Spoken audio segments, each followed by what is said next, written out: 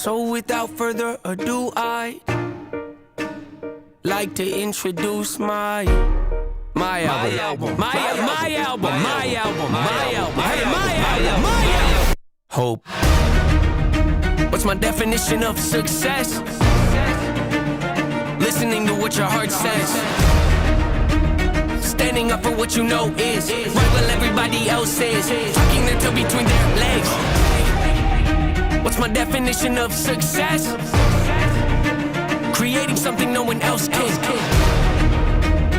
Being brave enough to dream big. Grinding when you're told to just quit. Giving more when you got nothing left. It's a person that'll take a chance on something they were told could never happen. It's a person that can see the bright side through the dark times when there ain't one. It's when someone who ain't never had nothing ain't afraid to walk away from more profit because they'd rather do something that they really love and take the pay cut. It's a person that would never waver or change who they are just to try and gain some credibility so they can feel accepted by a stranger. It's a person that can take the failures in their life and turn them into motivation. It's believing in yourself when no one else does. It's amazing what a little bit of faith can do. If you don't even believe in you, why would you think or expect anybody else that's around you to? I done did things that I regret. I done said things I can't take back. Was a lost soul at a crossroad who had no hope, but I changed that. I spent years of my life holding on to things I never should have kept, full of hatred. Years of my life carrying a lot of baggage that I should have walked away from. Years of my life wishing I was someone different, looking for some validation.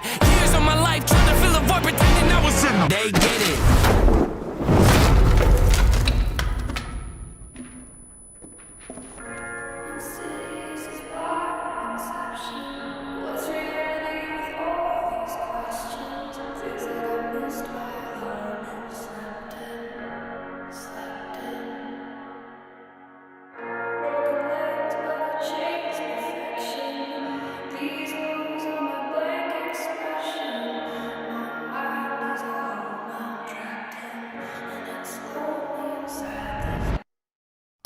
Necessary evil, difficult to go through, yes, but beneficial. Some would say having a mental breakdown is a negative thing, which on one hand I agree, but on the other hand it was the push I needed to get help and start the healing process. See, if I didn't ever hit rock bottom, would I be the person that I am today? I don't believe so. I'm a prime example of what happens when you choose to not accept defeat and face your demons. Took me 30 years to realize that if you want to get the opportunity to be the greatest version of yourself, sometimes you gotta be someone you're not to hear the voice of reason. Having kids will make you really take a step back and look in the mirror. At least for me, that's what it did. Wake up every day and pick my son up, hold him in my arms and let him know he's loved. Standing by the window questioning if that is ever going to show up. Isn't something he's gonna have to worry about, don't get it twisted, that was in the shop. Mama, I forgive you, I just don't want him to grow up thinking that he'll never be enough. 30 years of running, 30 years of searching, 30 years of hurting, 30 years of pain, 30 years of fearful, 30 years of anger, 30 years of empty, 30 years of shame, 30 years of broken, 30 years of anguish, 30 years of hopeless, 30 years of hate, 30 years of never, 30 years of maybe, 30 years of later, 30 years of fate, 30 years of hollow, 30 years of sorrow, 30 years of darkness, 30 years of 30 years of baggage, 30 years of sadness, 30 years of stagnant, 30 years of change, 30 years of patience, 30 years of suffering, 30 years of torment, 30 years of 30 years of bitter, 30 years of lonely, 30 years of pushing everyone away. You'll never evolve. I know I can change. We are not enough. We are not the same. You don't have the heart. You don't have the strength. You don't have the will. You don't have the faith. You'll never be loved. You'll never be safe. Might as well give up. Not running away. You don't have the guts. You're the one afraid. I'm the one in charge. I'm taking the reins.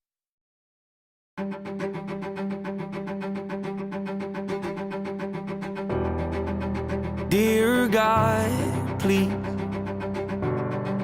hear me out. I know it's been a couple years since I've reached out and said hello. I bet you're wondering why I keep obsessing on and stressing all the little things when I should be living life and soaking up the memories.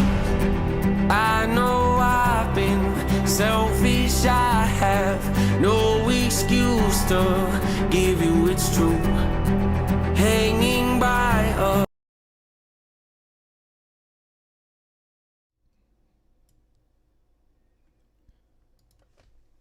Ladies and gentlemen, boys and girls, welcome back to another episode of Hack Smarter Live, but it is not the nighttime, it is daytime, it is 10 in the morning, at least where I live, And here we are. Thank you so much for taking the time to hang out with me. Do want to let you know right at the outset that I'm live right now on 3 different platforms. You can join on whichever platform works best for you.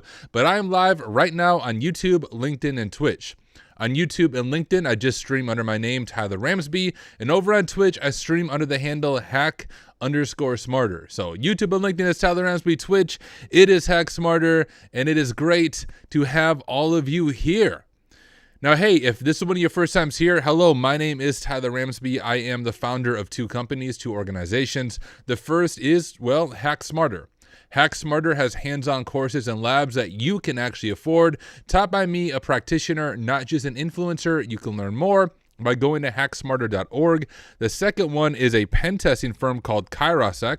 I will drop a link to it in chat, but if your company is looking for a pen test in Q4 or in 2026, I would love to chat with you and tell you why Kairos is one of the best pen testing firms around today. But good to have all you here. Now, usually I stream these kind of streams late at night, and during the day I do the more work with me streams where we do the Pomodoro sessions, but we're changing it up today. I was hoping to start a lot earlier, but had a bunch, stupid cat, bro, don't eat the rug. Why? Every time I stream, my cat starts eating my rug down here. Go upstairs and go back to sleep. No one wants you down here. Bye. I tell you what, guys, this cat is evil. I don't even know what I was saying. Oh, I was saying usually I do the Pomodoro sessions, and I was going to start much earlier today, but the reason I did not start earlier is, so I get jump around. Guys, so the reason my cat eats the rug, I'm not even joking. He was sound asleep upstairs, like sleeping in the sun, okay? He hears me talking on my microphone, and he always assumes I'm talking to him. So then he comes running downstairs thinking like I want him to sit on my lap while I work. And because I ignore him because I'm streaming, he gets mad and he'll start eating the rug because he knows that ticks me off. Dude, my cat is evil. Anyways, the reason that I'm later than I was planning on, I wanted to start this at 9, was a few things. One, I released my brand new Sliver C2 course yesterday and was just responding to questions and support needs about that as people are working their way through the course, which, by the way, if you haven't checked it out, it's over 70 lessons taught by me, over 20 custom labs, a custom capstone challenge, teaches pen testing and AV evasion. Go to hacksmarter.org. You can get it right now for 50% off. That is 50% off. That will not last forever. Do not complain to me in a month when it's at full price. But just know that right now it is 50% off, and you can check it out. Can I see your cat? My cat went upstairs. He took my advice. I think. I don't actually know where he went. He's probably looking for something else to chew to make me mad. I don't see him anymore, though. But guys, the other reason that I was starting a little bit later is if you were in the Work With Me stream yesterday, I told you guys to send some positive vibes for a meeting I had coming up. At the end of the day yesterday, actually after my work day, the meeting wasn't until 5 p.m., so it was from 5 p.m. to 6 p.m., I had a meeting with a potential client to let them know why they should go with Kairos. And it went really well. And they said, hey, we'll get back to you like in a week, kind of let you know who we decide to go with. They got back to me within just a few hours saying, yes, we want to go with your team. And so that's awesome. We beat out a few much larger firms and I think even cheaper firms than us. But just through that meeting, I was able to explain to them why Kairos will add a lot of value to your organization, and they chose to go with us. So we just landed another client. That pen test is a web app one that will be kicking off in the new year. But as a result, I had to spend the morning getting all the legal document ready. So if you're interested in like the legal side of pen testing, generally, once a client is like, yes, we want to go forward, you create 3 different documents for them to sign. One is the MSA, or Master Service Agreement, kind of outlines everything legally. The second is the SOW, or Statement of Work, saying here's what's going to happen in this engagement. And the third is the rules of engagement, more of a technical document saying what's in scope, what we're not going to be doing, all of that stuff. So I spent the morning getting all of that ready and sent it over to their team to be reviewed by their legal department and then get signature. So that's why I was late. I spent the whole morning working on those 3 documents to make sure they were ready for the client. But awesome stuff. Continuing to move forward both on the Hack Smarter side of things and on the Kairos side of things, slowly building stuff. But I mean, this is only week 2, and it's going significantly better than I could have imagined. And a lot of that is due to all of you being here, being part of the community, helping me build this, and allow me to build this in the public and just be upfront with you guys as we build it. So thank you, thank you, thank you. so much for being here. Let me scroll up in chat. I want to make sure I'm not missing anything. We'll go to the top. We got Jaso with the first blood. Good to have you here. We got Raw Clicks checking in over on Twitch. We got Jesse F. Moore on Twitch. We got Muhammad on YouTube. Rick Kelly checking in on YouTube. AZ Gaming on YouTube. Triple 4C. Inebriated. First time you can catch a day stream. I love it. Good to have you here, Inebriated. We got Joshua checking in. We got the passionate one. Joshua's like, it's usually 2 a.m. in my country when you do a live stream. Let's go. Here's the thing.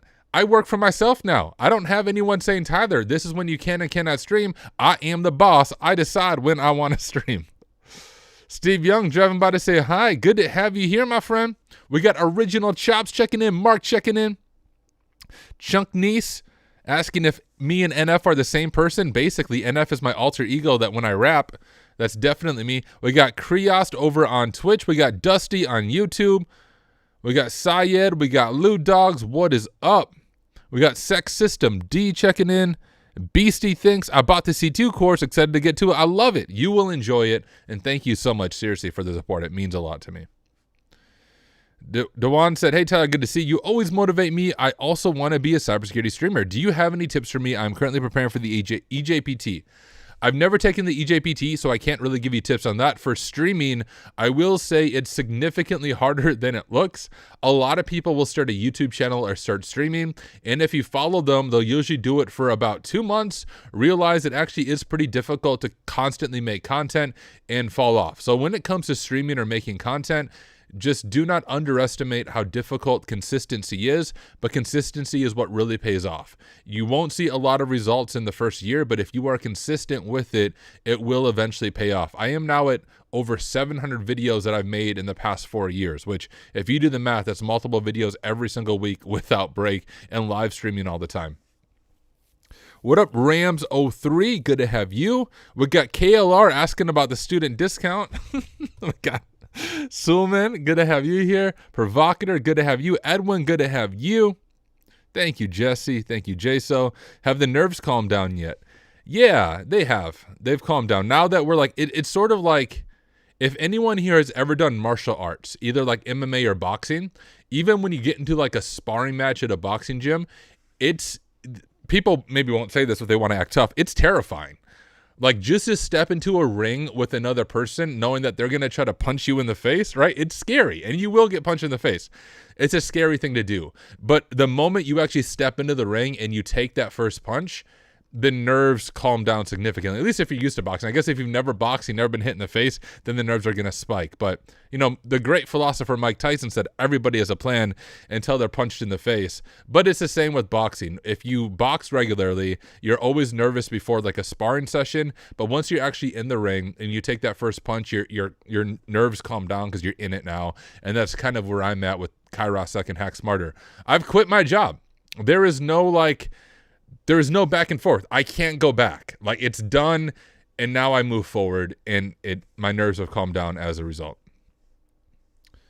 What up, Luke? I have to say, learning web app pen testing has gone quite slowly ever since I failed the PT1. I don't know why, but I'm struggling now. Web app pen testing is incredibly complex. If you haven't checked out Portswigger Academy, do that. If you don't follow Tiberius on YouTube, follow him. He is like the web app pen testing god. Amazing person.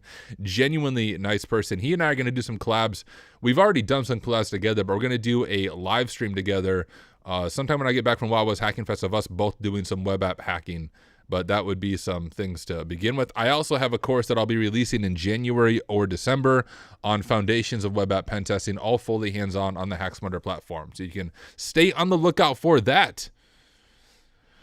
Change my name so you recognize me. Yes, I recognize you. What up, ShinBDR? Fix my OS. Love it. Glad you have internet now. What up, Fixit42? What up, Deathwish Show? What up, Shino? Chat is boss, FYI. We need to approve any PTO. Sounds good. What up, Andrew Karate, the ginger hacker checking in. Ander, we got 0x Bob. What is up? Have you ever joined for a live stream, dude? Because I'm pretty sure it's usually at a crazy time zone for you. It is amazing to see you checking in over on LinkedIn, my friend.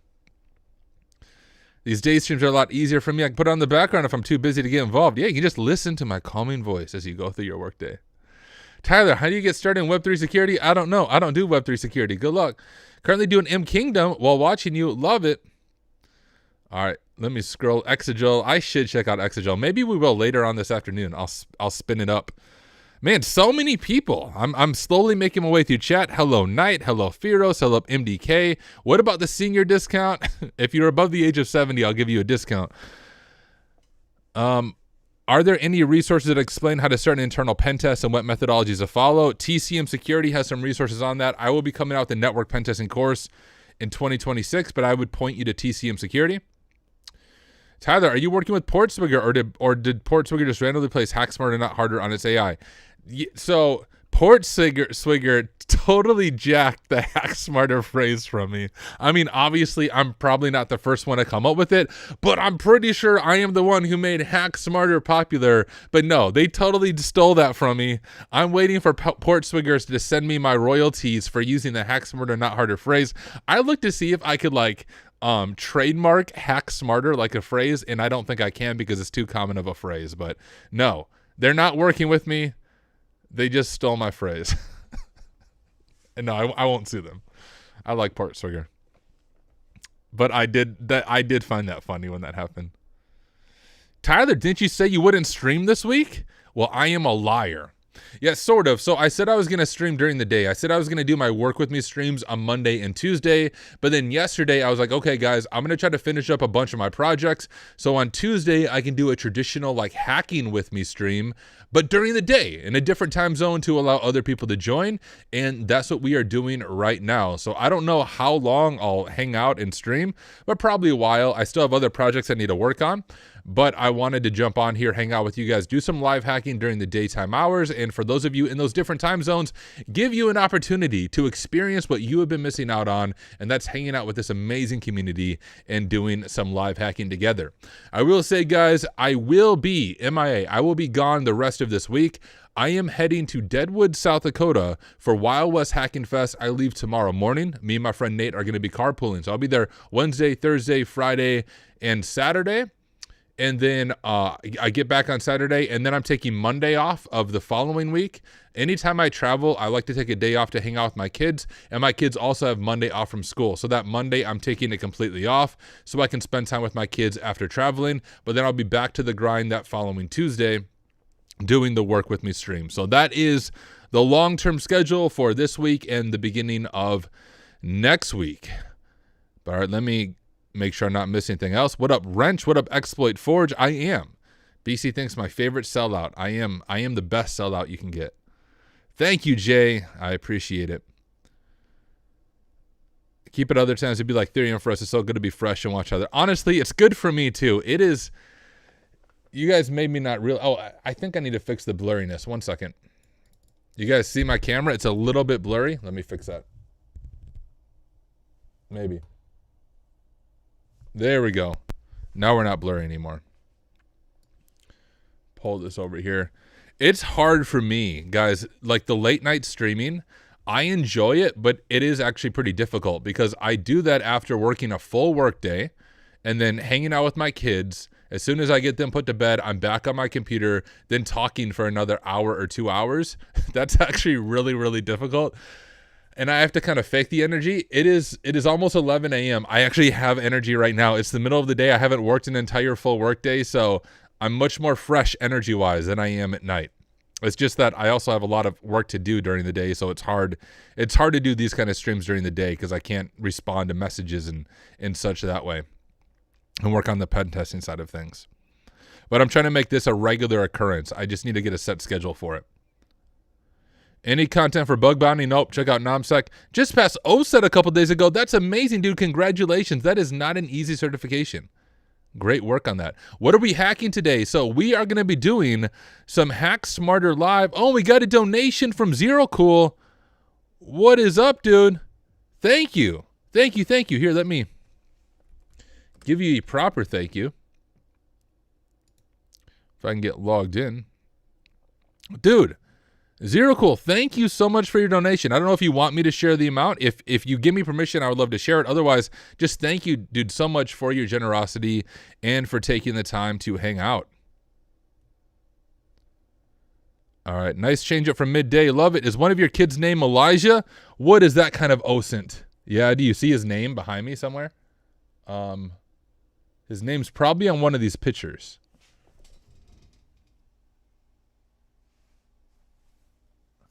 Can you really see that?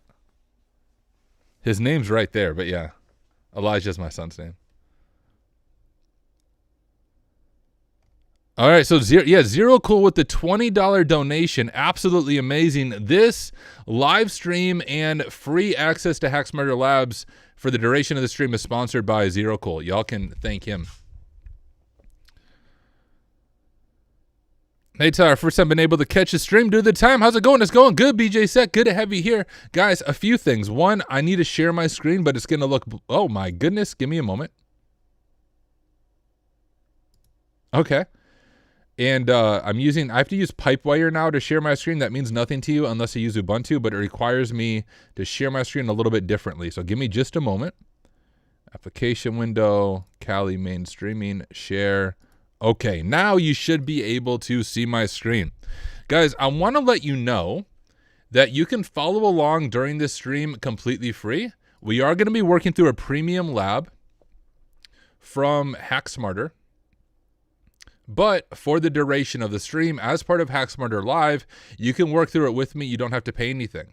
So right now, what all of you need to do, all of you, go to hacksmarter.org and then click into this live event. It is free.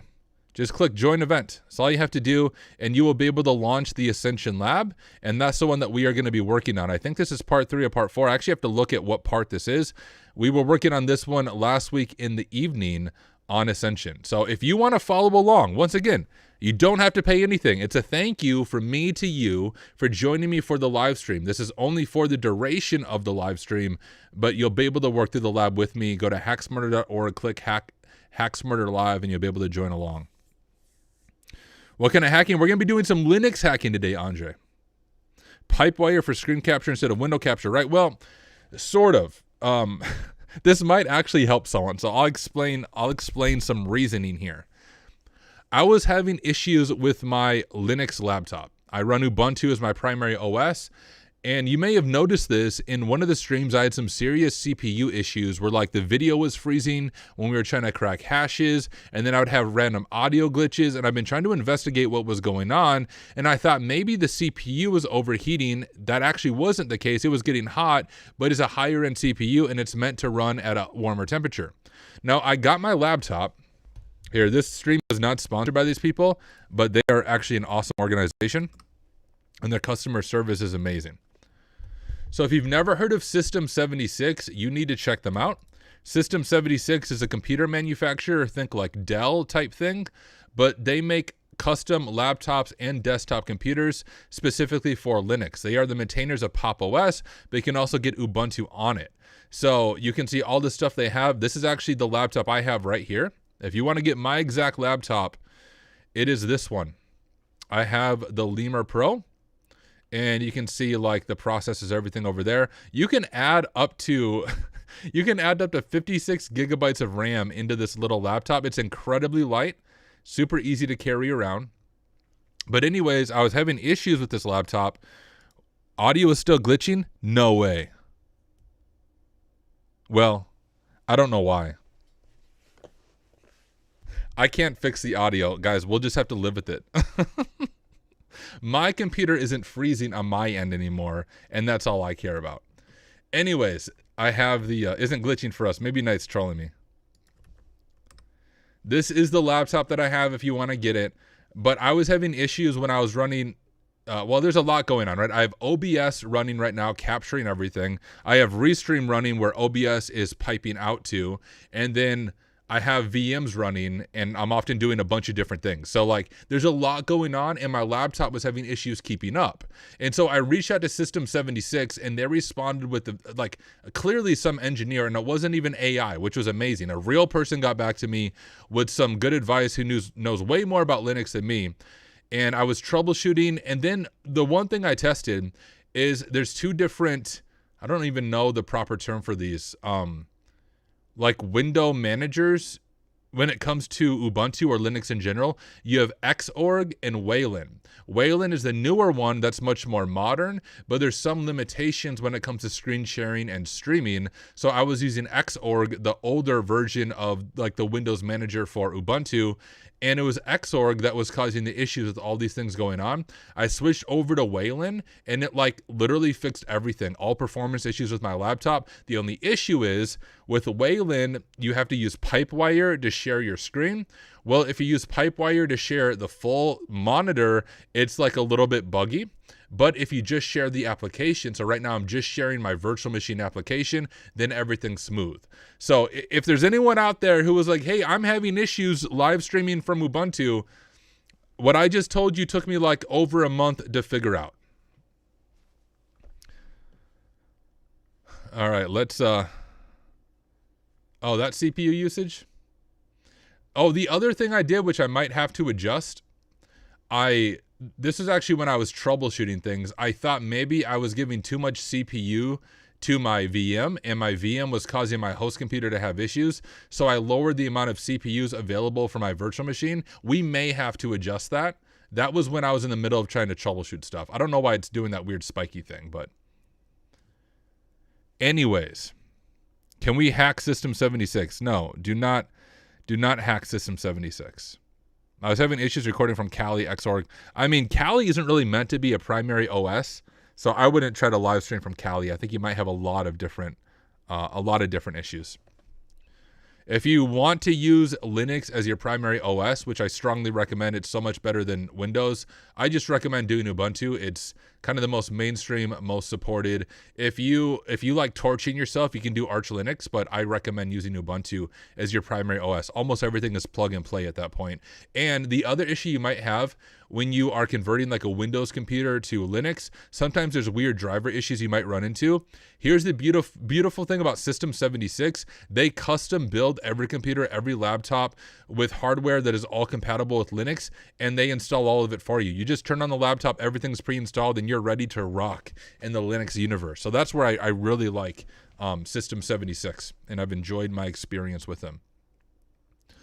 All right, guys, let me stop sharing my screen just for a moment while I get fully logged in, and we're going to boot up Ascension, and then we're going to pick up where we left off in the previous stream.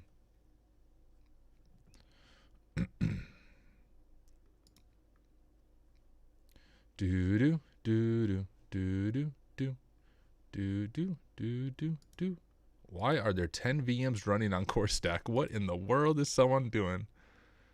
Oh, there's someone developing a machine. Let me click into this.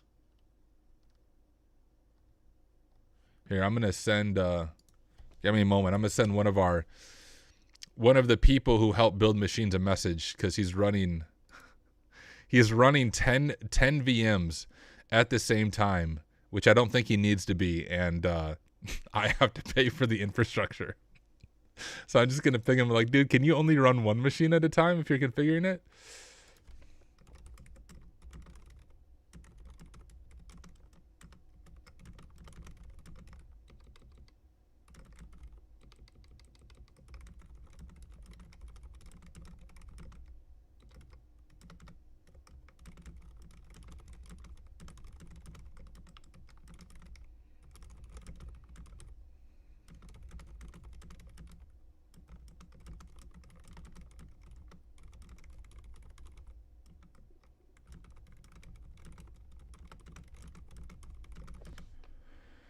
All right, there we go. So yeah, I mean, like, guys, if you haven't checked out Hack Smarter, you can get an annual pass to all of the labs for like $6 a month. I'm basically giving that to you at cost. With all of the infrastructure, I'm paying now, I think it's like over $1,000 a month to host Hack Smarter for all of you.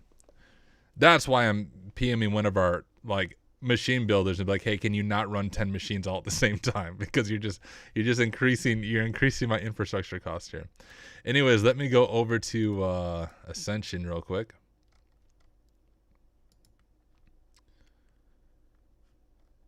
And oh, wrong page. Ascension. Preview. Start. Okay, I'm almost back to sharing my screen. I'm going to go over to Notion now and get logged in there, and we'll pick up where we left off. What up, the D2? Finally, European-friendly streams. Let's go. Yes. And by the way, guys, I'm terrible at like the social media stuff and telling people to do things, but here's the thing. You know what you guys should do right now? First, I should fix this microphone. All of you should like and share. If you're watching this on YouTube, like it. I think you can hype it. I don't actually know how that works. If you're watching on LinkedIn, like this video and share this video with your network. If you're watching on Twitch, like it, share it, tell a friend to tell a friend that Hack Smarter Live is the place to be. Also want to remind you that for those of you just joining, you can hack alongside of me completely free. Go to hacksmarter.org, click Hack Smarter Live at the top of the page, register once again for free, and you can boot up this machine. It will not cost you anything. It will cost me money, but not you. That is my gift to you. All right, labs, on-prem, and Ascension. All right, let's recap kind of where we've been. Now, I will just say, if this is the first video that you're watching, or first live stream of you watching me going through Ascension, you're likely going to feel a little bit lost, and that's because this is part 3, I think, of us recording this.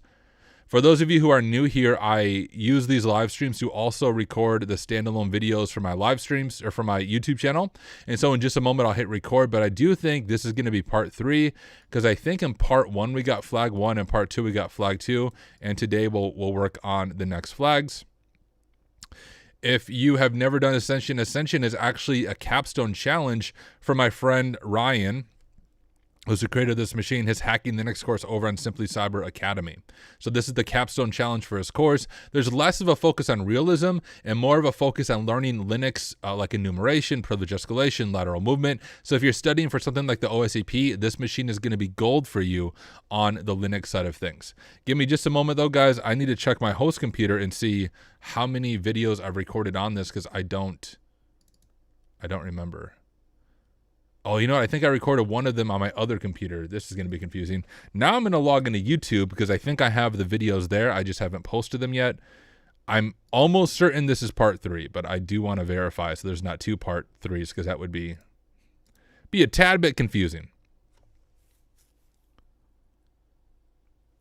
Ascension part 1, Ascension part 2. Okay, so this is going to be part 3.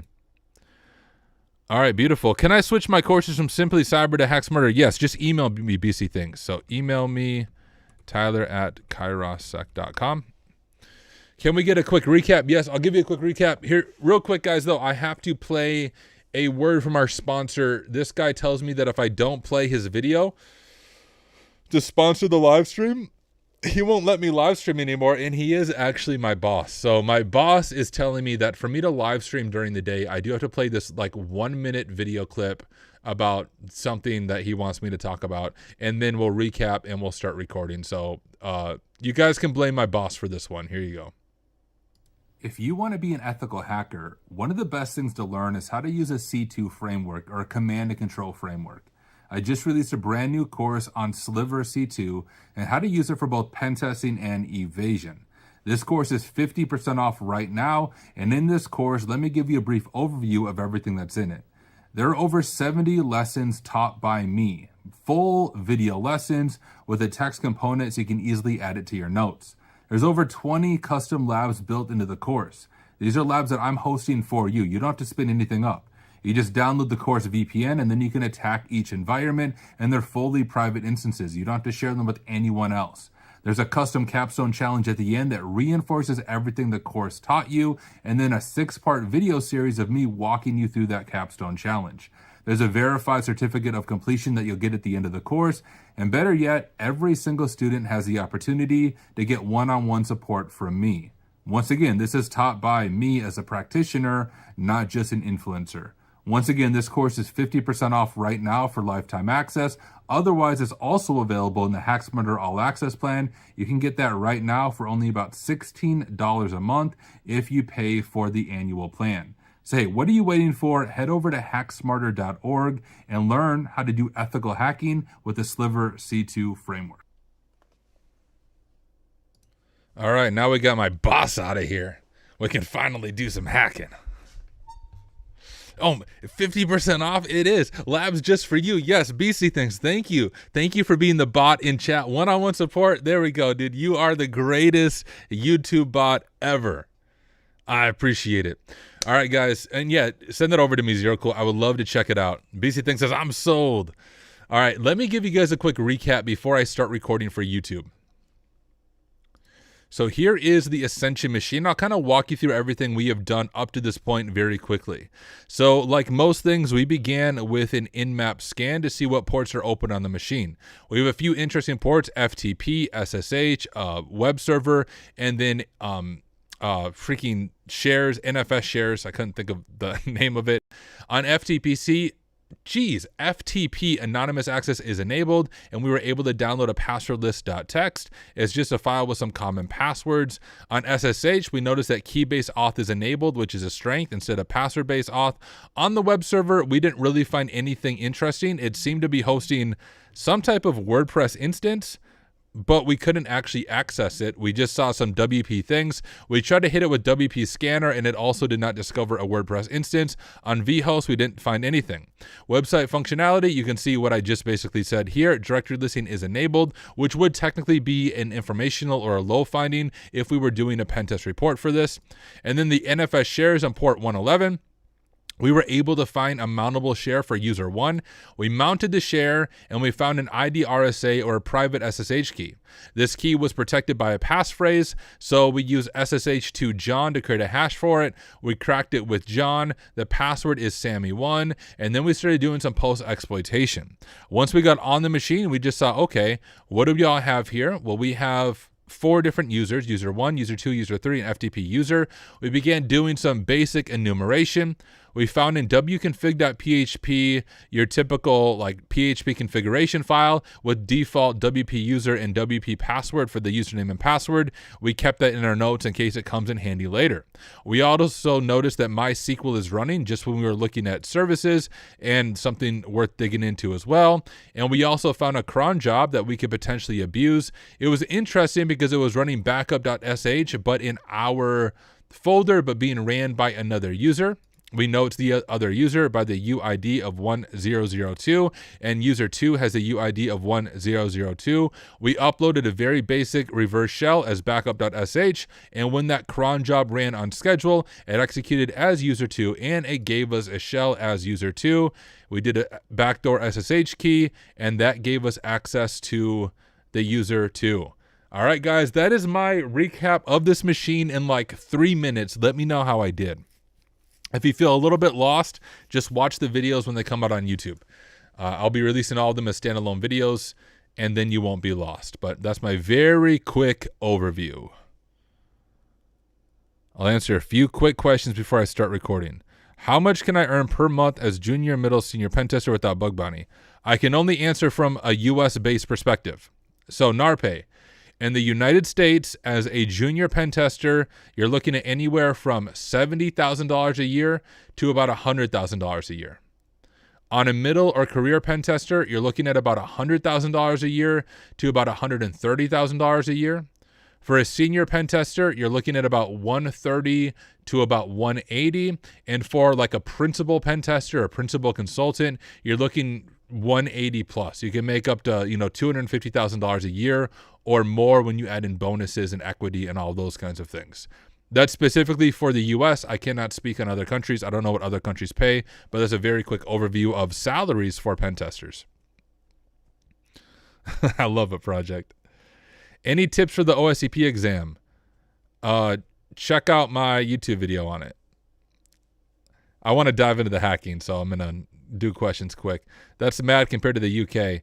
It's true, but you also have to remember we have to pay a bunch of money for our health insurance, and we get terrible vacation time over here in the United States. It does depend on location, I suppose.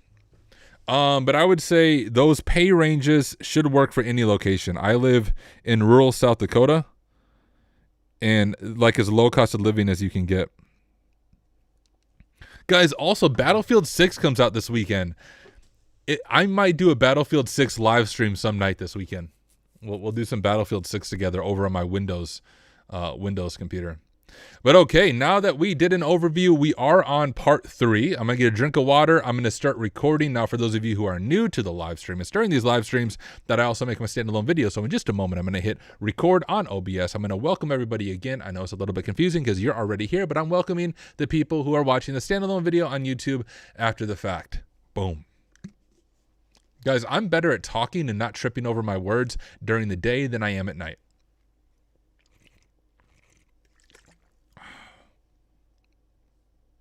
Yo, I just joined the live stream.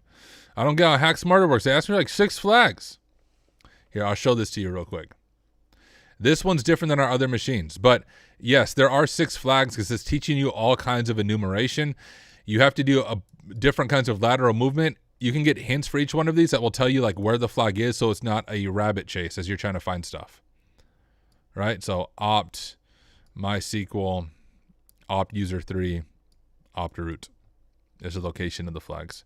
If you watch from part 1, it will make a lot more sense.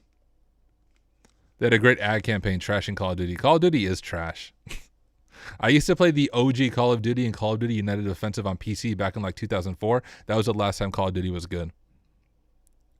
I guess there's trade-offs depending on which country you live in. This is true.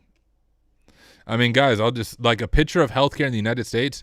I pay over $1,000 a month right now for what's called the bronze plan, which is about the worst health insurance you can get. Over $1,000 a month for my family of 4. So the healthcare situation in the US is freaking terrible.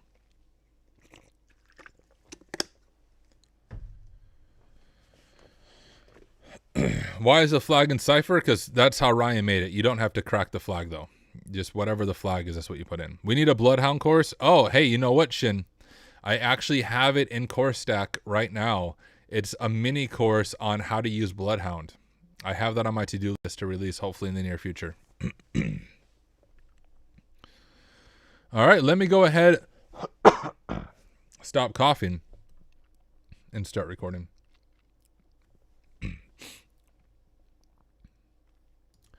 Hi everyone, welcome back to part 3 of us working through the Ascension machine here on Hack Smarter. Now, if you feel a little bit lost, it's likely because you didn't watch parts 1 and part 2, and as I said, this is part 3. So I strongly recommend if this is your first video, you go back and watch parts 1 and part 2, and hack right alongside of me before doing part 3. Additionally, if you don't have a sub to Hack Smarter, go ahead and get one. It's incredibly affordable. You learn a lot by watching me. You learn even more by having hands-on keyboard and hacking right alongside of me. All that being said, let's go ahead and dive in. Oh, one other thing. You might notice over here, there are people chatting. I make these videos while I'm live streaming because I believe that education like this should be as affordable and as accessible for as many people as possible. Now, I also make Hack With Me's based on this content. If you purchase the Hack With Me after the fact, you get significantly more content. Not only do you get these videos, you get custom notes for every single module. You get my personal notes from working through the machine. You get interactive quizzes. You get certificate of completion. You get support from me and a bunch of other benefits. So make sure you check out the Hack With Me once we are done recording all these segments. All that being said, let's go ahead and dive in and pick up where we left off. In part 1, we were able to retrieve flag 1. In part 2, we retrieved flag 2. And hopefully in part 3, we can see if we can capture a few more flags. Looking over at our notes, we do have to repeat a few steps, which, gosh dang it, Tyler. You were supposed to do this before you freaking started recording, you scrub. All right, I'm done recording, guys. I apologize. We're going to have to redo that. I forgot that I had to get back to user 2 so we can pick up where we left off. So I'm done recording. I'm going to re-record once we get back to this point. So let me first see if the user is still backdoored. Actually, first, let me download the VPN. Hey, part 1 actually hasn't been released yet. It'll be called Ascension part 1, but it's not out yet. It will, I have a backlog of videos. I think it will come out later this week or early next week. Whoops, what was this VPN called? Oh, I already had one for it. Well.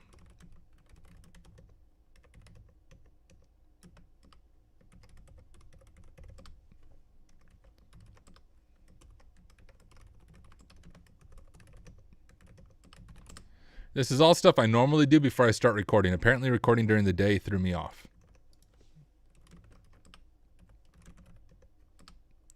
All right, cool. So here's, I should see if it works first. Okay, no, it's not backdoored still. All right, let me do SSH as user 1, Sammy 1. Okay, we're on user 1, and then I believe we just added that backup.sh. It looks like in, oh, I added in the temp folder. I got you.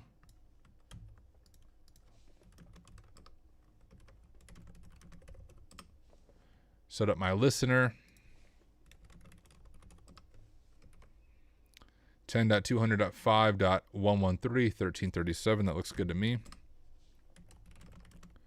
Make that executable, and if all works well, we should get a shell as user 2. We can backdoor with an SSH key, and then we can start recording.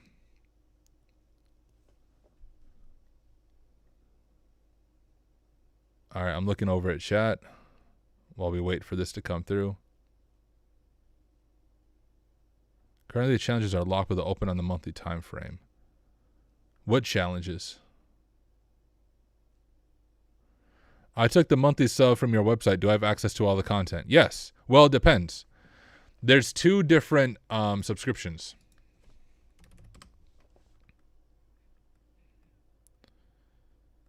So if you get the hands-on labs, you get to that unlocks all the hands-on labs. That's all these down here. You have access to all these labs and future ones as they come out. We release one every single week. If you did the Hack Smarter All Access, then you have access to literally everything. Every course, every hack with me, and every lab.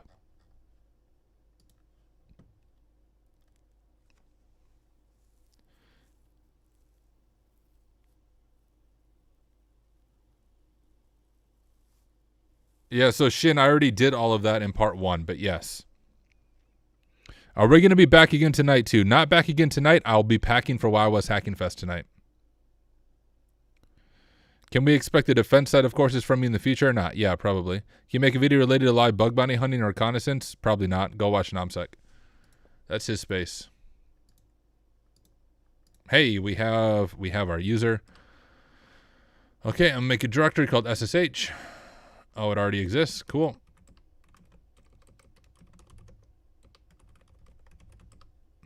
And here's one really cool thing about the Hack Smarter machines. The reason it didn't work is this is from my other computer. But if you're one way that Hack Smarter is better than both Hack the Box and Try Hack Me is you can save your progress. So let's say you're doing a machine and you set up persistence like this. When you stop the machine, all your progress is saved. You can start the machine 3 weeks later. The machine's in the same state. So if you did a backdoor SSH key, you don't actually have to redo it. It's already saved on the machine. The only reason it didn't work for me is this key is from my other VM, not the one that I'm on right now, which is why that backdoor SSH key didn't work. Otherwise, it would have been consistent and continued to work. But let me go ahead and add my current key to that.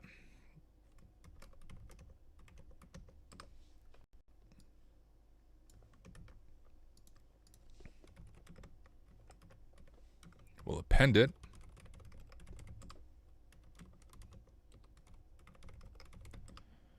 And now I have both my keys in there, and now I should be able to SSH as user 2 at ascension.hacksmarter. Boom.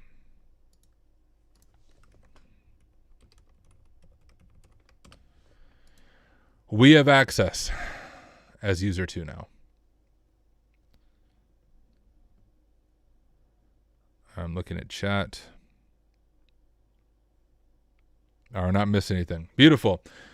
Oh, Bruce, I noticed that yesterday I had my Legolo agent still installed. Yes, which is like, it's so nice. If you're doing, especially a multi-machine lab, which we have a lab releasing tomorrow of our hands-on labs platform. It's an active directory chain, so it's multiple machines chained together. But when you have something like that and it requires various forms of persistence, it's really freaking annoying every time you launch a machine to have to redo it. So on HackSmarter, you don't have to. Literally, it will always save your progress as long as you hit stop. Even if you go back to it 2 months later, your progress will be saved. It's kind of like a video game. I can't connect to the VPN. I mean, email me. I can confirm the VPN infrastructure, everything's working. It is 99.9% chance a user error, but shoot me an email. I can help you troubleshoot it when I'm off stream. All right, let me go ahead and record again now for the standalone video for YouTube.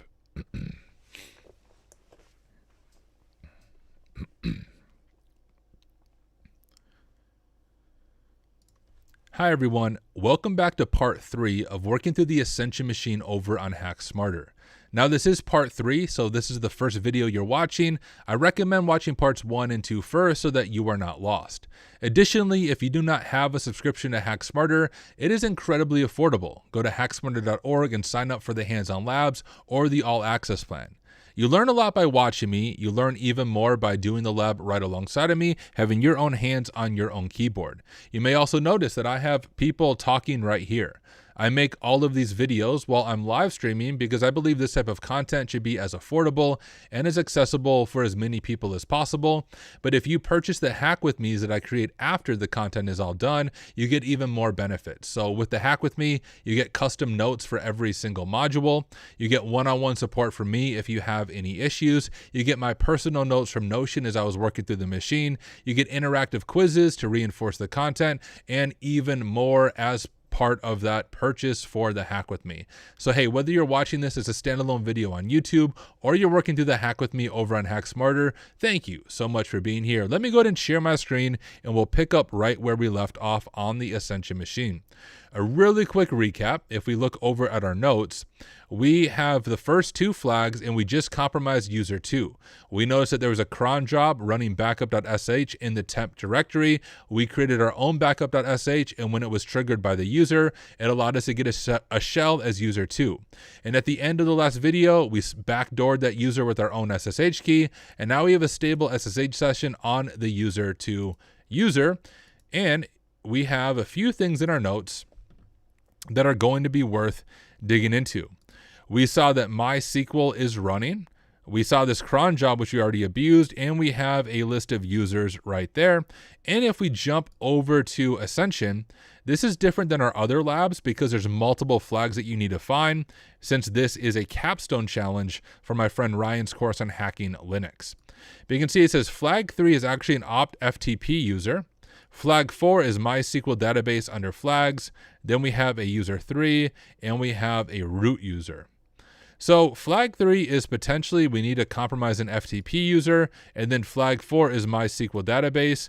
We already know that there's a MySQL database running, and that was something I wanted to dig into. So let's just begin enumerating MySQL to see what access we have.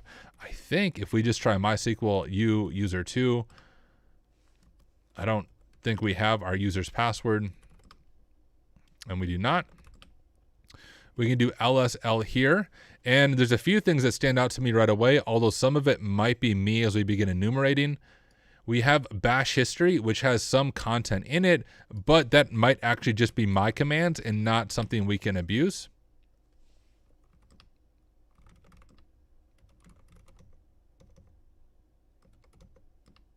Apparently I typed it wrong the first time.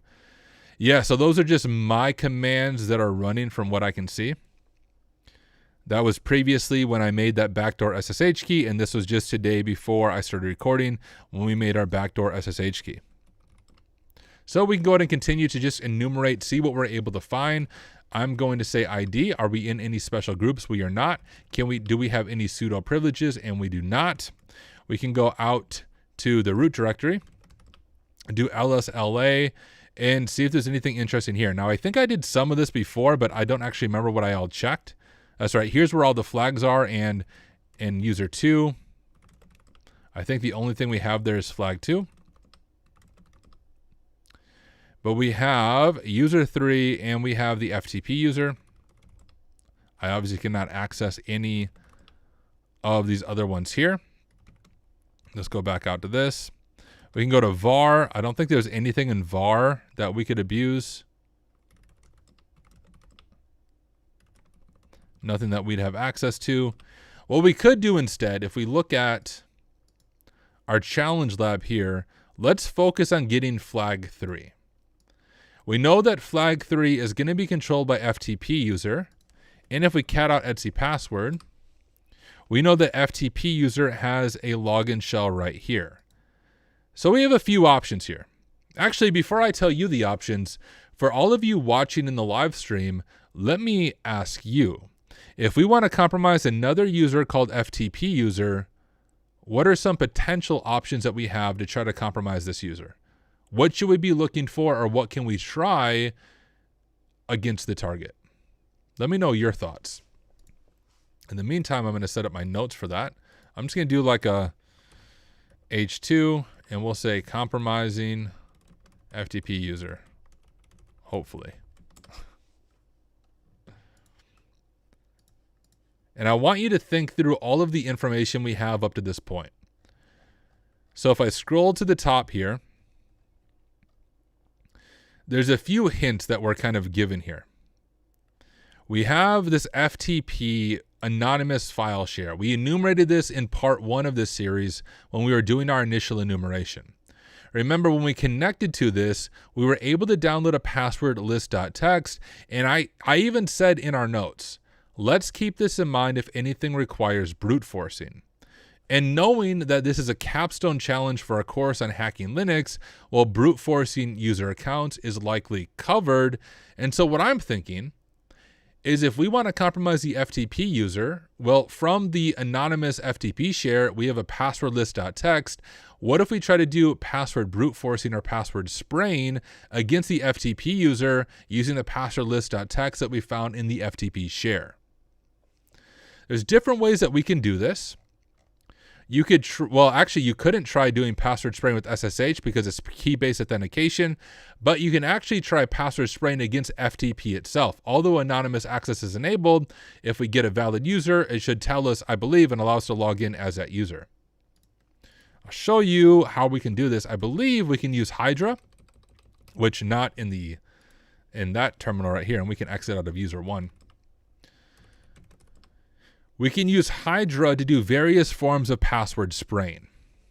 In Hydra, I believe we can target FTP specifically. You can actually see the syntax right there. And so that's what I'm going to try to do. We'll do Hydra-L FTP user -P for our password list, and it's just password list.txt. And we'll do FTP Ascension.hacksmarter. I think we can do the name like that. We might have to change that to the IP. We'll go ahead and find out. We'll hit enter, and right away we actually get a hit.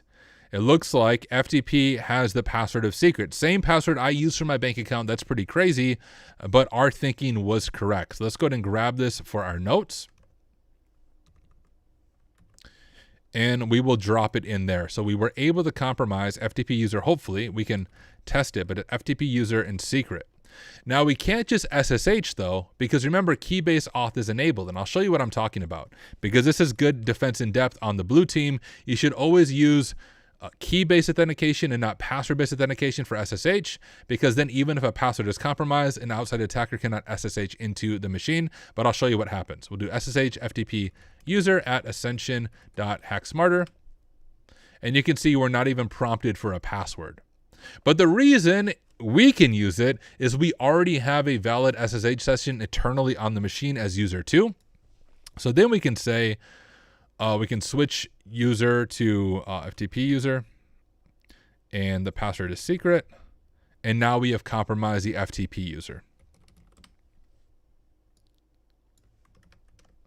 And we'll add that to our notes. In the SSH shell. So Tyler, basically, you're going to get this pin code on your phone, but it's for me. I got you. I'll let you know what it is. All right, now let's go over to opt. Maybe. Go to FTP user. Why am I trying to cat a directory? Come on, guys. LSLA, and we can go ahead and cat out flag 3, and hopefully we found the third flag. I'm going to drop that in my notes as well. Retrieving flag 3. And we will paste it in.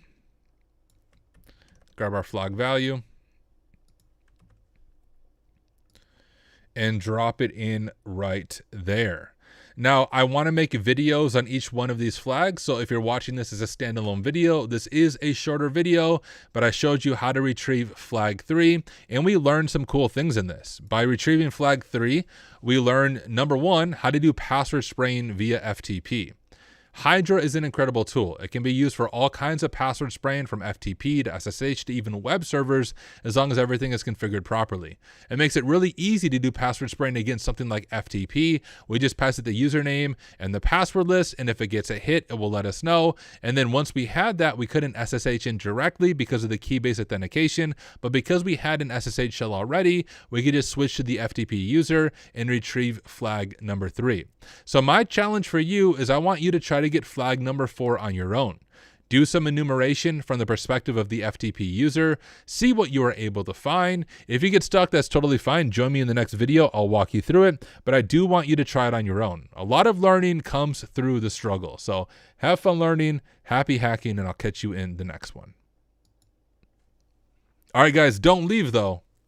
We're going to keep hacking in the live stream. I was just stopping the recording for the standalone video. So don't go anywhere. I'm not done streaming. I do need to go ahead and grab this video though and move it to the correct folder on my host machine so it's ready to be uploaded later. Cut that, go to videos, publish, paste, whoops,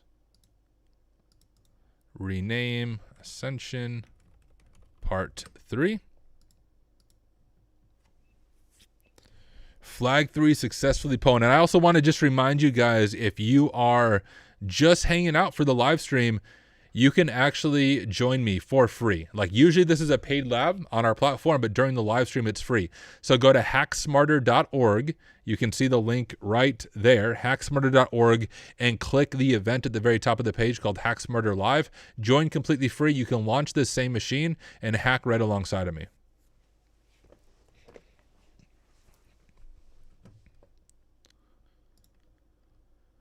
All right, give me just a moment. Dude, I couldn't figure out user 2 for Ascension. I had all the others, but didn't use Process Spy. Process Spy or PS Spy is an amazing tool. Always a good thing to add to your enumeration checklist on Linux. But all right, guys, give me just a moment. Getting a few things pulled up before the next recording.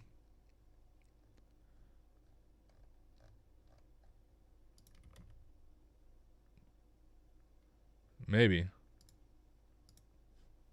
What up, Axerin?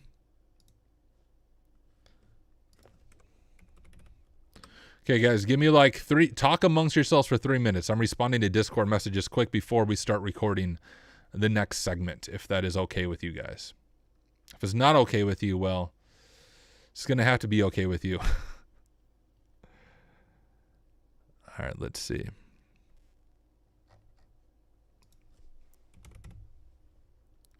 Also, what's everyone doing this week? Is anyone else going to WoW Hacking Fest? If so, I would love to hear from you. And I'd love to meet you when I'm there.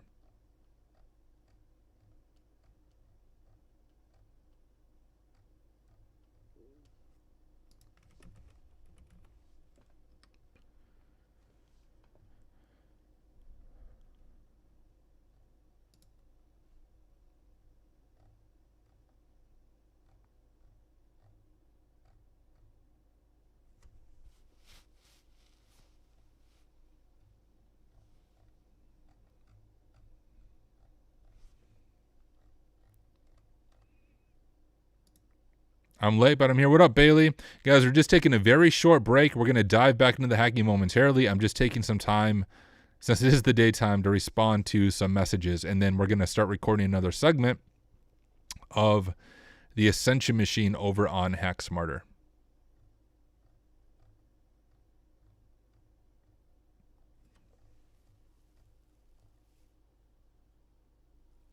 Don't you live in South Dakota? Yeah, me and my friend Nate are going to be road tripping. It's about a 6-hour drive. I live on the other side of South Dakota from Deadwood, so it's not actually super close, but it's not, it's not terribly far away either.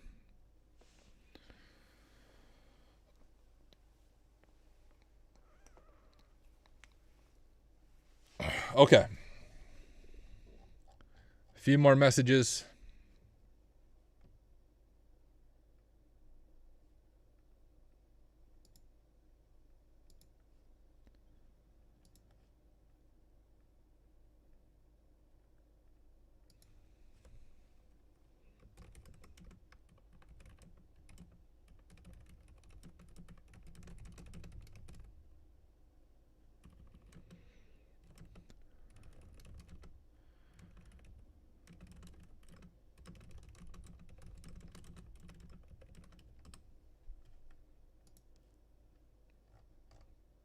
Well, the C2 video is supposed to be.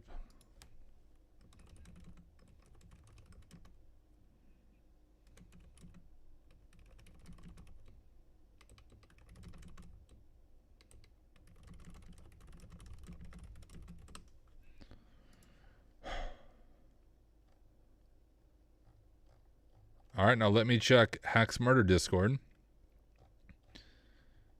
We got one message in course support. Please do a hacking stream during your day if possible. You'll have more viewers comparatively.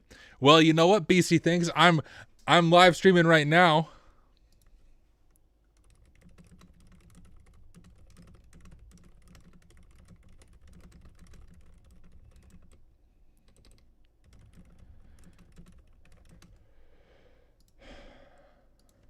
Okay, all messages responded to.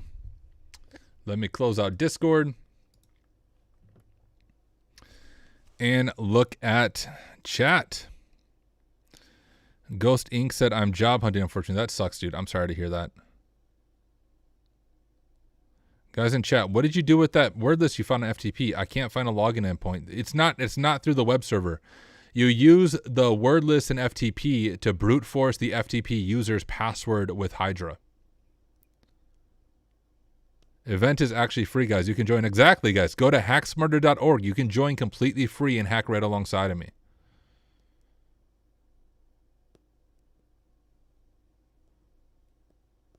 All right. Y'all ready to record part number 4? We're gonna go for flag number 4 in this one.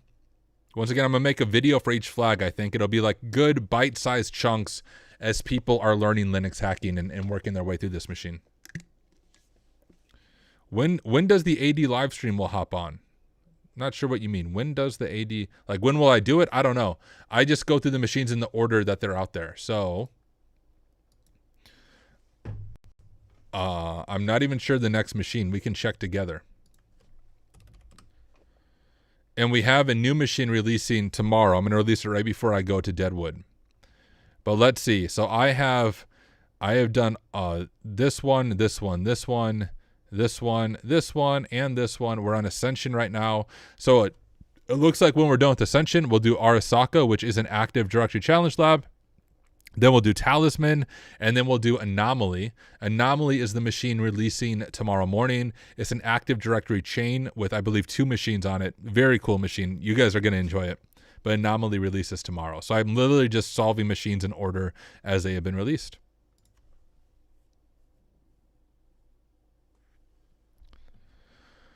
Okay, let's go ahead and begin recording for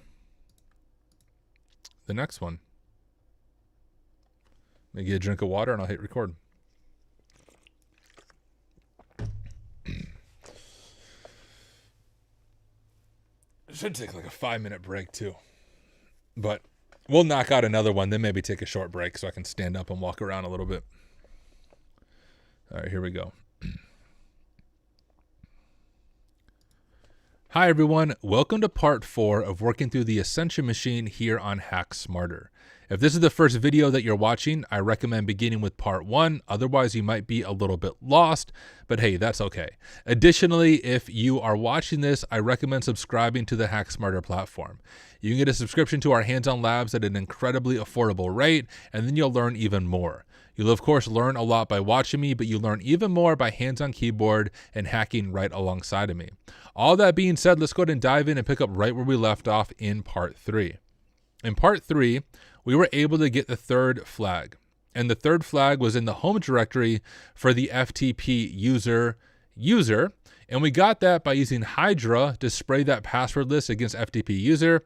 And we found that the password was secret. Now we couldn't SSH directly as FTP user because of key-based authentication, but we already had that flag or already had an SSH shell, so we could easily switch to that user. I also forgot to mention that I will have chat, and I apologize. I didn't realize chat wasn't turned on the monitor But now chat is up above my head even while I'm sharing my screen.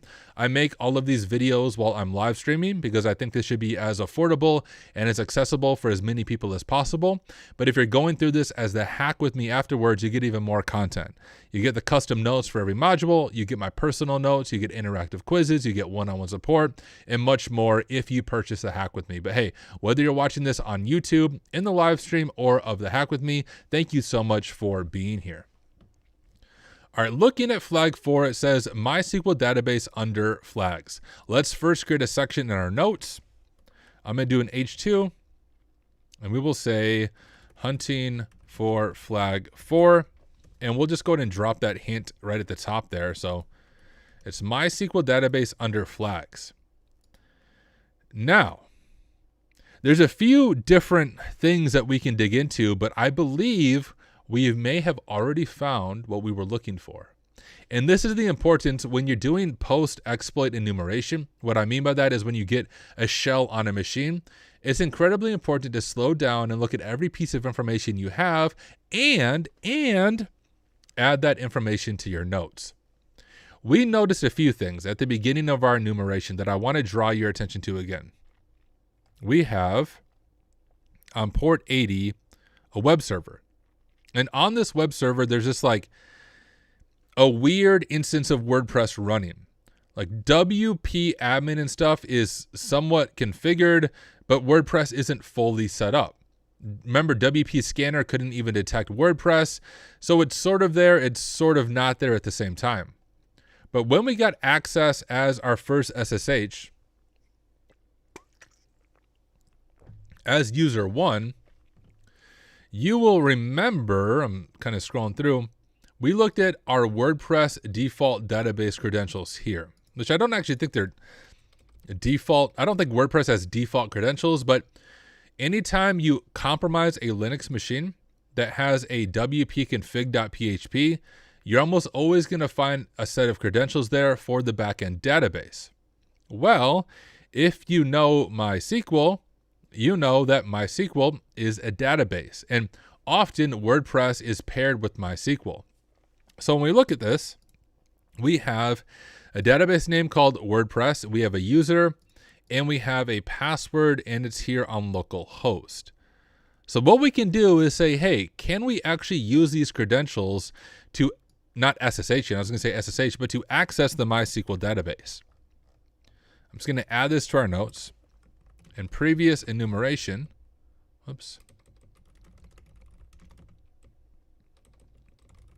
we found potential database credentials stored in wp-config.php. We'll drop that information in right there. And we have the user of WP user and the password of WP password. Let's just see if we can connect from within the machine. We'll do MySQL-u WP user-p. It will then prompt us for the password, and we can copy the password right here. And we were actually able to authenticate.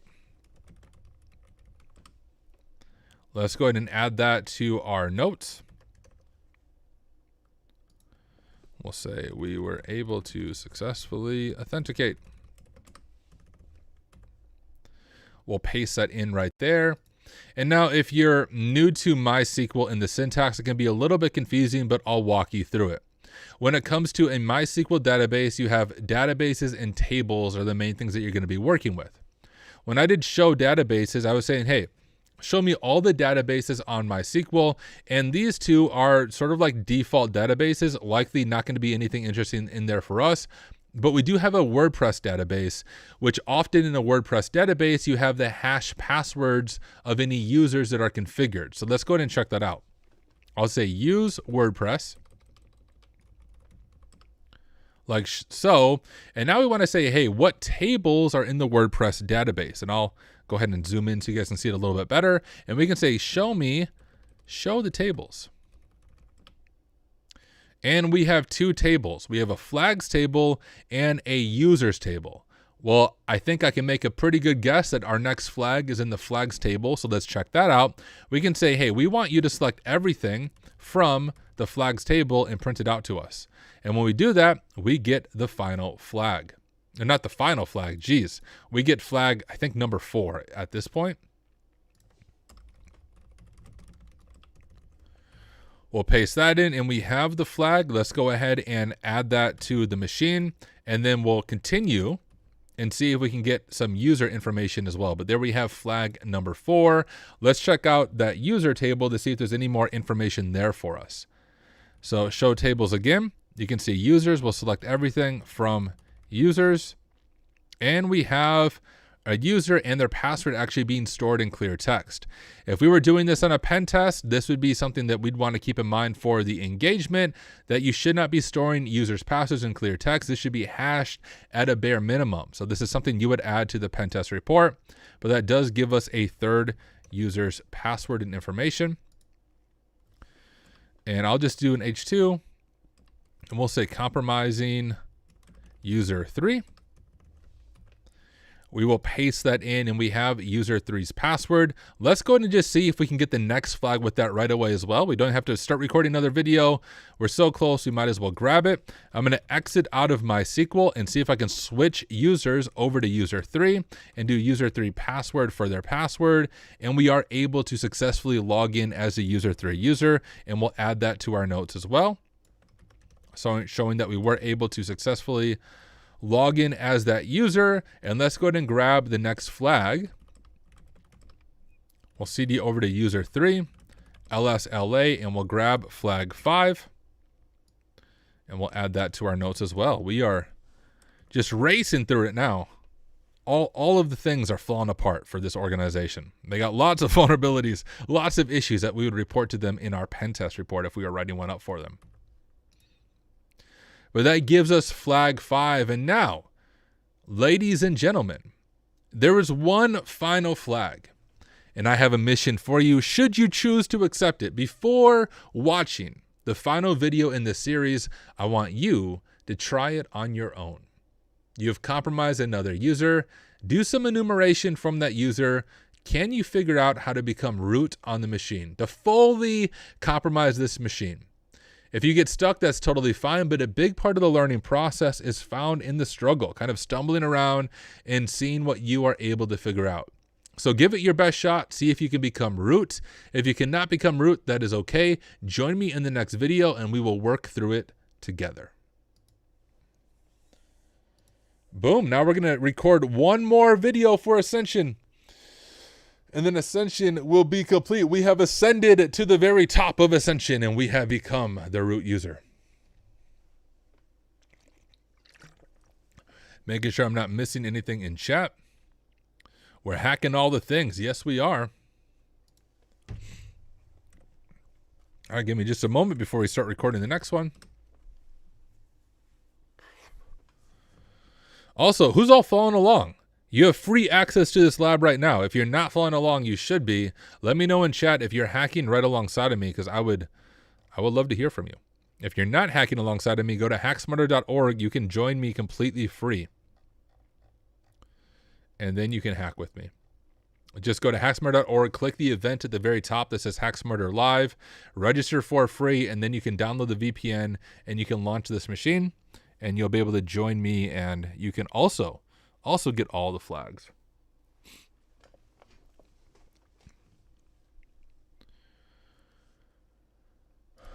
Okay.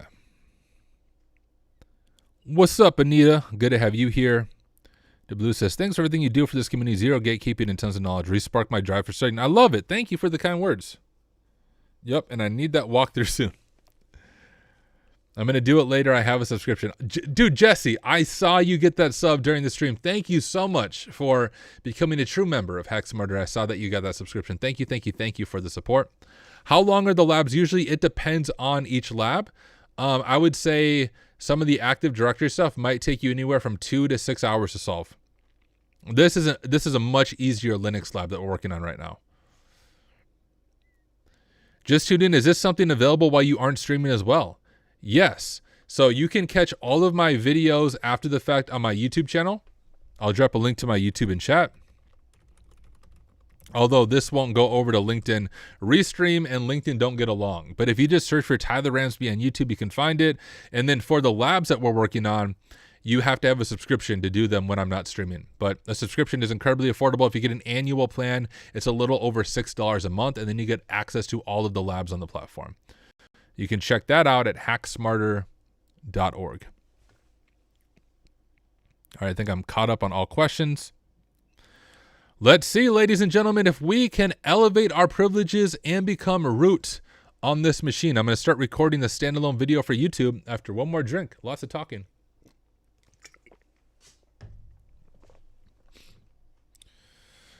But here we go.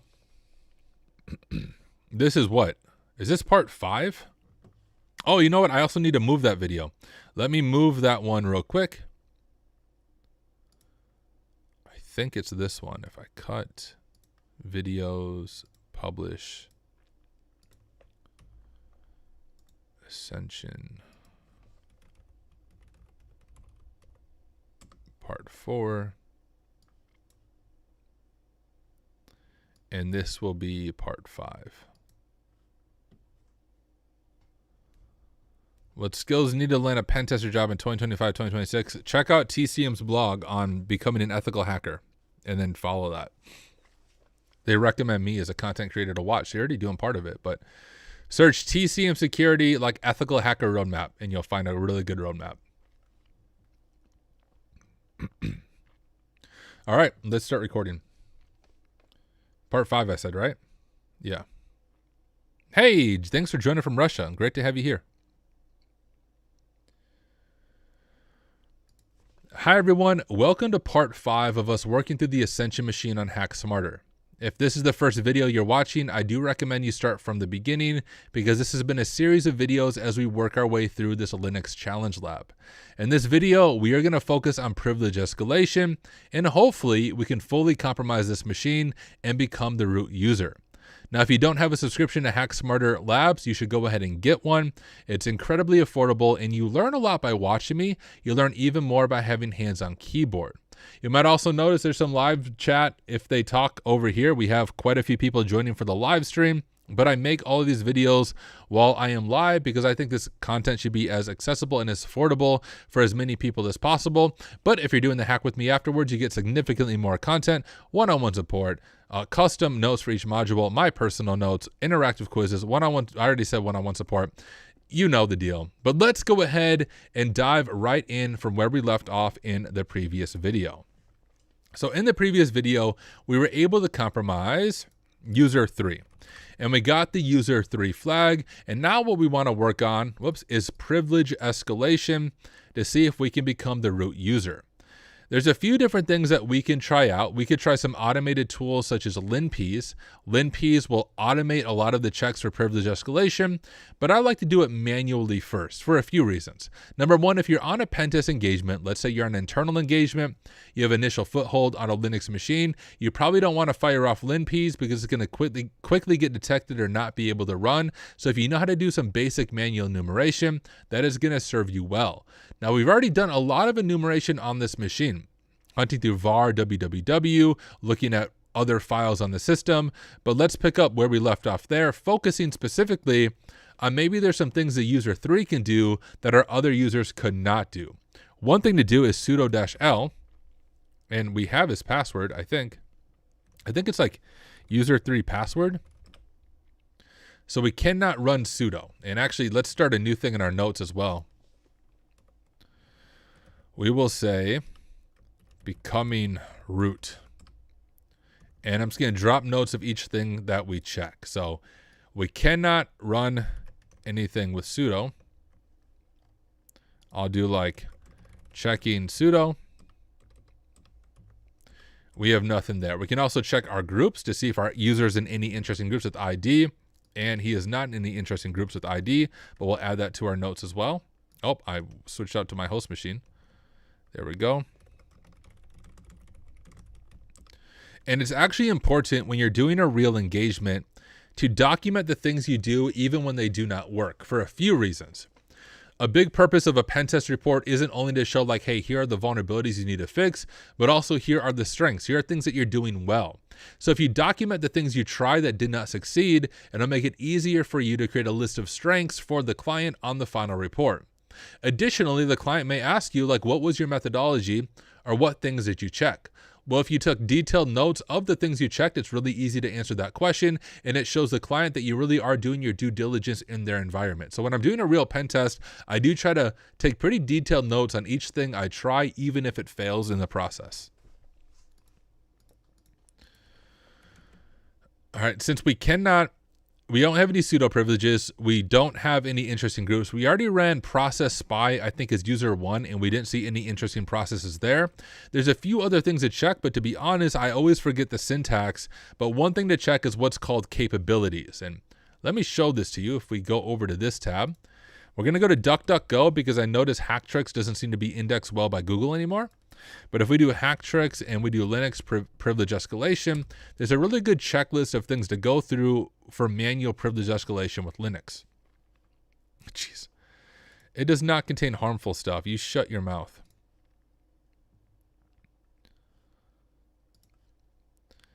All right, Linux privilege escalation. Now, we could do OS info. That would be if we're going to drop like a kernel exploit. I doubt that's going to be the path forward. We can see if we can do some path hijacking. Just anything out of the ordinary in our path. And this may not mean much to you, but if you use Linux regularly, you can tell that all of these are standard paths. We likely can't write to anything in our path. We can check environment information, which is helpful as well. Sometimes, especially if you're on a Docker container, you can see passwords being stored in the environment. Oh, hey, Nick, we're doing the Ascension machine on HackSmarter.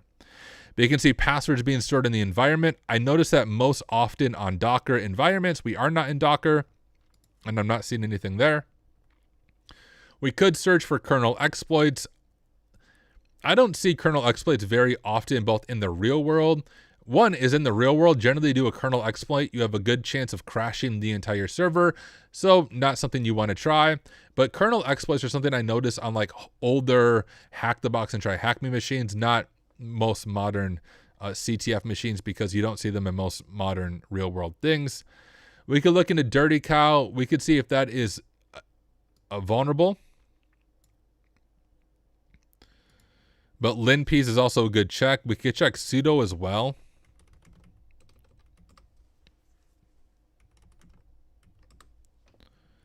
.9.15. I don't believe that is a vulnerable version of sudo.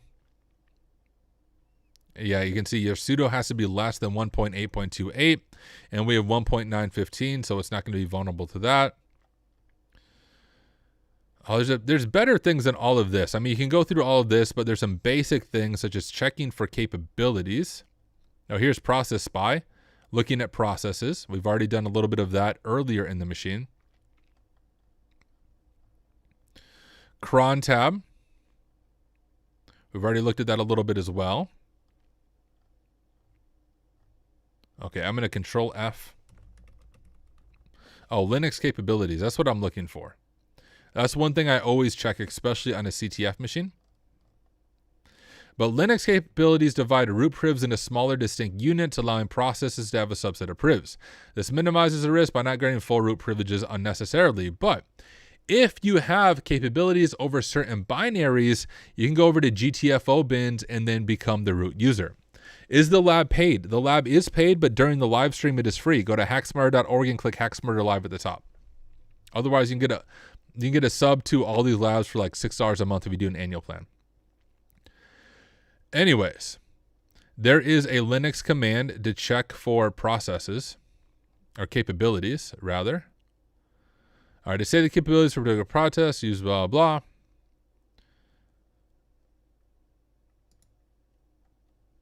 Okay, there's a way just to print all capabilities.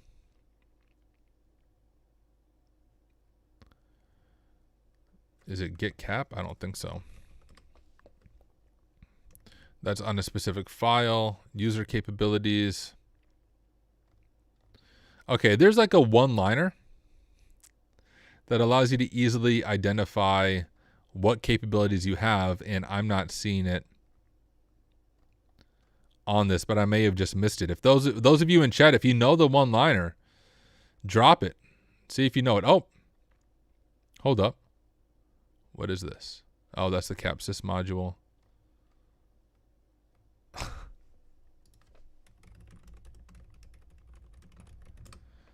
A big part of ethical hacking is just Googling around. Like, I'm terrible at remembering command syntax. I always know, like, there's a way I can do this. Oh, here's what I want to do, I think. I just forget the syntax. Okay, yep, this is what I was trying to do. So it's this one-liner right here that will tell you what capabilities you have on processes and systems. A lot of these are standard stuff that you can't really exploit, but if you've done enough CTFs, you'll know that this right here stands out to you specifically if we have the cap set UID on the Python 3 binary. We might be able to abuse that to become the root user. Let's go ahead and add that information to our notes.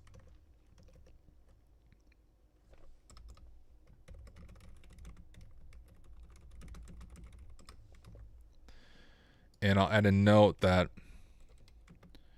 having this permission over Python 3 may allow us to escape and become the root user. And oh, there we go. Axerin, you are correct. That is the right one. One great website for this, if you've never heard of it, is GTFObins.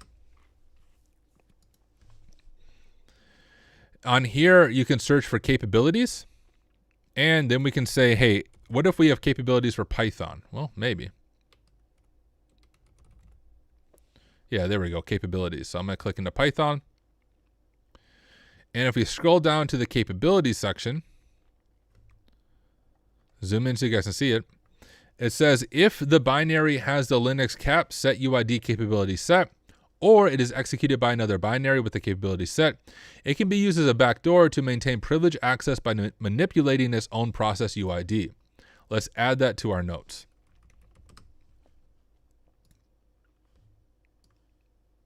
Copy this right here.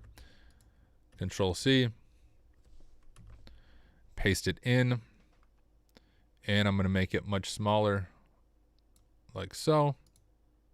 Whoa, whoa, whoa, no, don't do that. I'm just trying to align it to the left. And let's grab a code block here. Now we'll give a source as well, so we know where we're getting our information from.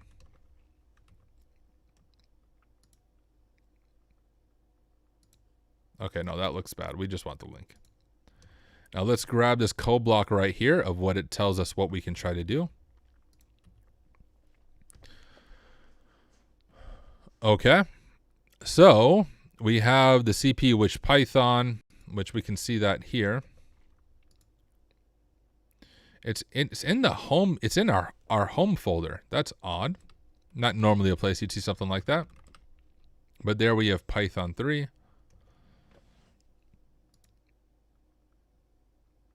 And we can try this. Home user 3, Python 3. And we are now the root user, ladies and gentlemen, by abusing that Python capability.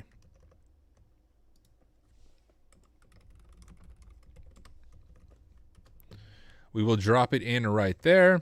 And then from there, we can go ahead and get the final flag. Oh, I think it's actually an opt, possibly.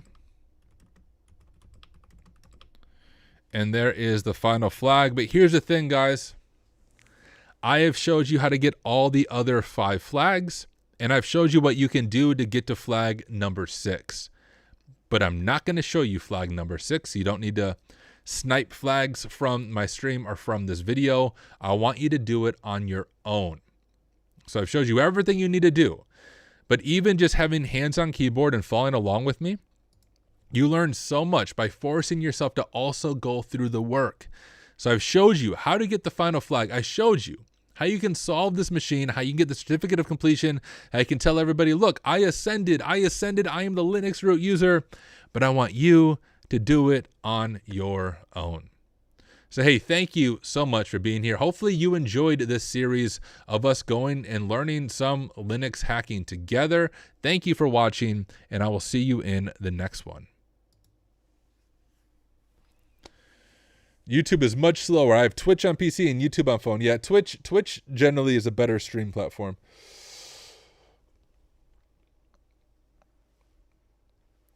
The thing with the pen test is sometimes it's not that hard to execute, but in theory, I'm so lost to really understand what I did with the command.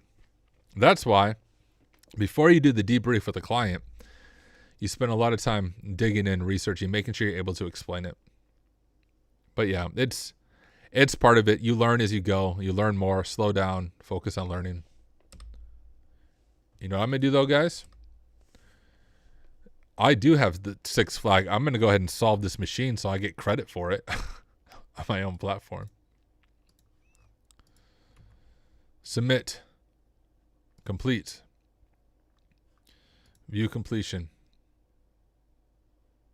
All right. There we go. Well, ladies and gentlemen, you can see my screen. I completed it. I submitted the final flag.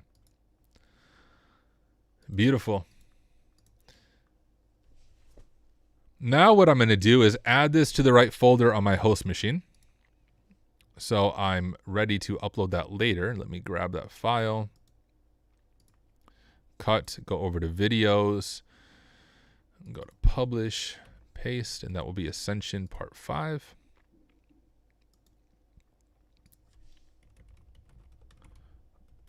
Ascension Part 5. Okay, what time is it? It is about lunchtime. I was going to check out Exegol, which is,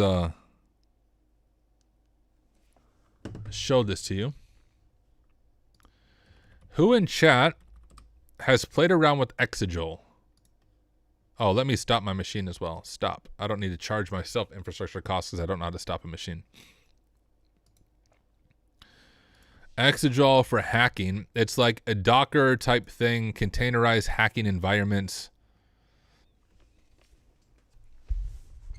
We build so you can hack. I wanted to experiment with this.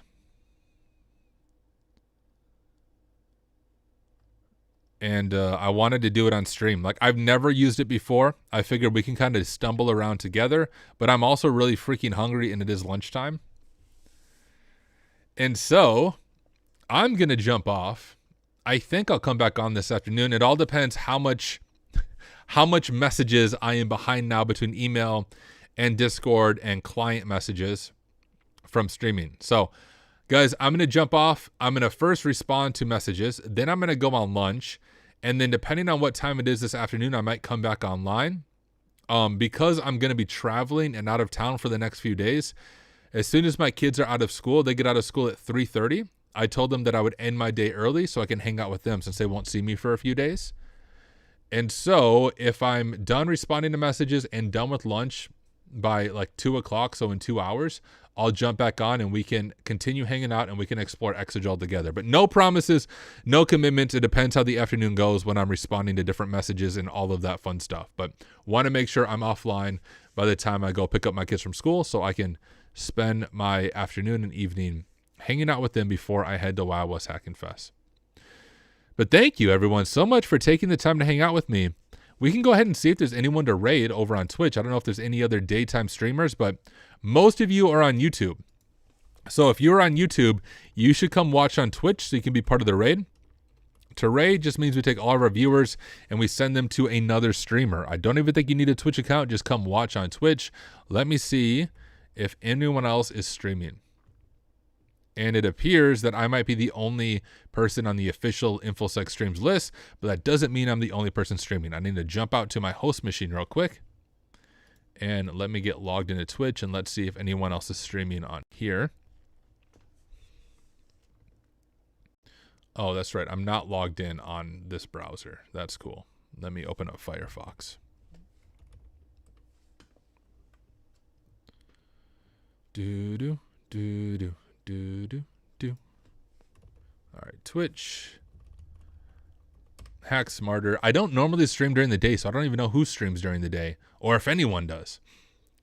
So we'll see if we have anyone that we can raid. Okay, literally all the normal people I raid, they're all offline. If you guys have any suggestions on someone to raid, let me know, but every single person I follow is offline. And I don't know all these other people. Let's see. Hacksmarter viewers also watch. These people, I don't know who they are though. Well, I apologize. I guess we're not going to do a raid because I don't see anyone that I know who is raiding or who is streaming. So I guess you'll just have to go watch some of my videos on YouTube. But thank you all for being here. I will hopefully be back on this afternoon. No guarantees, no commitments. I have to see how the afternoon goes. But thank you for being here. I'll catch you guys in the next one. Peace.